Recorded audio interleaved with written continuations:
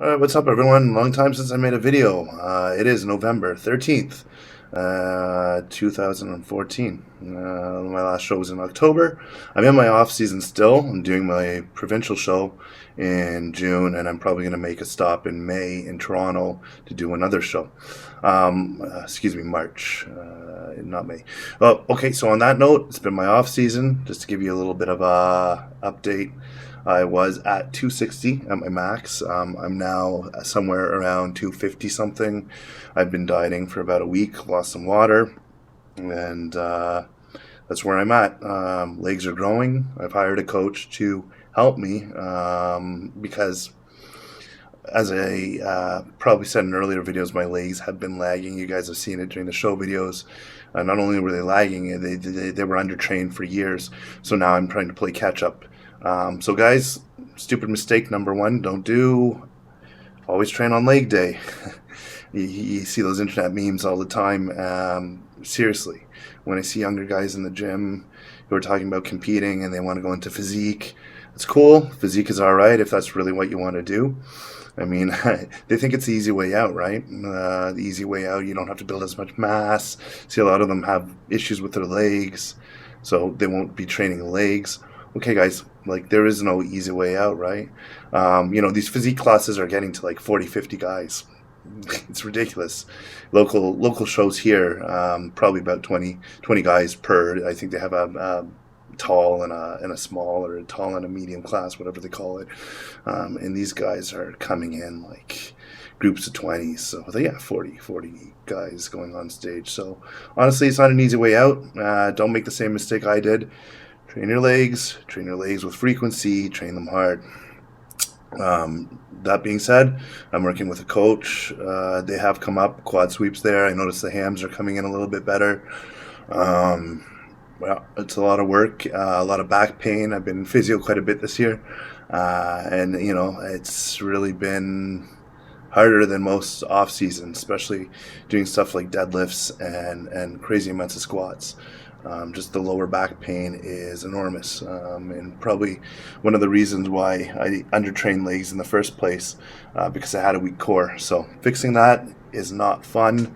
Stretching, all types of physiotherapy, all types of work to stretch the fascia. It's not a fun thing to do. So if you're behind and you're upper body dominant, your core is probably going to take a hit, especially when you're doing like deep squats or something. Maybe I'll post a video. I don't know if I can amend it to this or attach it to this, but I have a video of me training at Physique Factory and oh no, wait, it's not the squats. But it's interesting to see. I'm doing a little bit of physio there, some ball work under my hamstring. So in this video, I want to address diet, what I've been doing this off season, what you guys can do to grow. I like to keep my diet fairly clean. Now, it's impossible to be clean 24/7 all year long. I've heard guys who do shows who say, yeah, I keep it clean all year long. I really did try this year, and I can say that it's pretty near impossible to eat clean all the time. I don't think the pros eat clean all the time. There are things you can do to try to eat clean even if you're not prepared, meaning you don't have meal prep, you got to go to work, you've got to run around. There is some clean fast food, quote unquote, that you can eat, or kiosks at malls, and I'm going to name some later. But in terms of the dieting, try to keep it clean as possible, because at the end of the day, if you want to grow, you're going to be in a slight surplus, and you're going to gain some fat. So, first 9 months, first 8 months, I still had a really nice outline, no real love handles. I think around the 9th month, I had to cut back after the 10th because it was getting messy. There comes a point where it's just inevitable. It gets messy. I mean, it's really hard to maintain the leanness. And at that point, you have to consider your options. Right now, I'm a year and a bit, maybe a year and a month. And what I'm doing now is cleaning it up completely. I got to 260, which is awesome for me. I don't really want to surpass 260 this year. I still had my abs, although I had love handles, and my upper abs, good lighting, some abs, but bad lighting it was getting a little gross, and my definition, my chest isn't prominent, and I can't see any lines. Anyways, you guys will likely know when you're at that point, when you're at the 12, 13% point, maybe a little bit over 10. I think that's the time where you really want to consider cutting as opposed to continuing that bulking route or that surplus route. So how was I eating in a surplus? I wasn't eating cakes and sugar or pizza every day, although I've seen this many a time, and I've talked about it in my other videos. I have friends who flexible diet.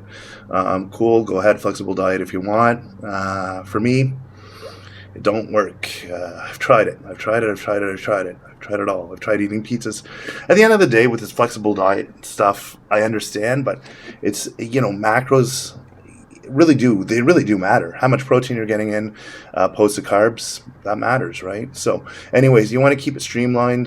You want to try to eat as many clean carbs as you can. Glycemic index has been proven to be not that important from some of the research I've read.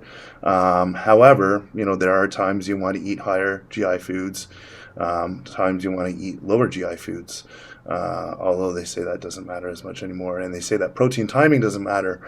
This research contradicting old research is getting a little frustrating to decipher what's real or what's true and what's not true. Anyhow, I'm just going to go with some of my bro science that I've been doing for a while, and I'll call it that. And you can call it hocus pocus, you can call it bro science, but it's been working for bodybuilders for years, and that's the philosophy I'm going to go by. So let's talk about that stuff. So around your workout, the post-workout shake, this has been around forever. People are trying to discredit it. Fine, whatever you want to do. I've been using Vitargo this year. I've seen some massive adjustments, like massive gains. My triceps, my delts, my rear delts. I've been benching 315, sometimes 10, sometimes 12 reps, depending on how strong I am, how much I'm eating. And we're talking about numerous sets. 10 sets. You guys can, again, people are going to say this is overtraining. I've seen that in my other videos. Nonsense. I train for 3 hours a day. That's why I have my Vitargo. I'll get like 700 calories worth of carbs around my workout. And no, it's not overtraining. You know what? I'm not even sore in 2 days. Whether that's a marker, and somebody's probably going to comment on me just saying that soreness is not a marker of progress, so that's fine. Or muscle tear, it's lactic acid or whatever it may be. I'll tell you what, I can get back in, do another arm, chest day, whatever, the fourth day of the week after annihilating them for 2 or 3 hours, and I'll feel great. So the proof is in the pudding. I've grown. Triceps have grown. Arms got to 19 inches this off season. We'll see, when I cut down, where it all gets to. I wouldn't say I'm overly fat, but I definitely need some work. So, there's my plate. At the end of the day, clean eating. I was talking about eating out, right? So you want to try to keep it as clean as possible, get as much protein as you can. I compare it, my analogy is like money, right? Like at the end of the month, if you're budgeting your finances, you have an expenditure, you have, $1,000, $2,000 bi-weekly. This is how much you can spend bi-weekly. Well, you're going to put, the majority of that's going to go to rent. I use this analogy to say the majority of that should go to something like proteins. Now you want to get your body weight in protein, so you want to make sure that's covered. Then, of course, you want a lot. It depends. You either go high carb, high fat. Some people do keto all the way through bulk. I don't believe in that. I go high carb, and I have been with the Vitargo. So what I'll do is I'll invest a lot of my calories in carbohydrates. So I want to keep them clean. I don't want to be, like carbohydrates. It's 4 calories per carbohydrate. So anyways, what I mean is I want to keep my food clean. I want to eat as little fat in that carbohydrate as possible to get the best bang for my nutritional buck. So a lot of protein, a lot of carbohydrate, not much fat. So I don't want to be eating a whole pizza when I go out. I don't want to go to La Taverna and pick up a pizza or pizza, or God forbid Pizza Hut and get one of those deep fried pizzas. Terrible idea. What I would do is I would go to Teriyaki Express. I get some brown rice midday. I know a lot of people are saying discredit GI, so you get white rice. They cook their chicken in water. That's perfect. Cultures has quinoa bowls. those are the two places I generally go to. Then again, when I'm in a pinch, Ottawa has a lot of shawarma places. I might get some chicken, but I know there's a lot of fat in there. You know, this is a worst case scenario. I got a guy who, in my atrium, in my office building, runs a burger shop. He's got chicken breasts. Go ask him for chicken breasts. Maybe I had a couple burgers this year too. I'm not afraid of a little bit of red meat. Red meat once a day. Red meat every second day. Good clean steak, have a couple hamburgers once in a while. I mean, it's not going to kill you.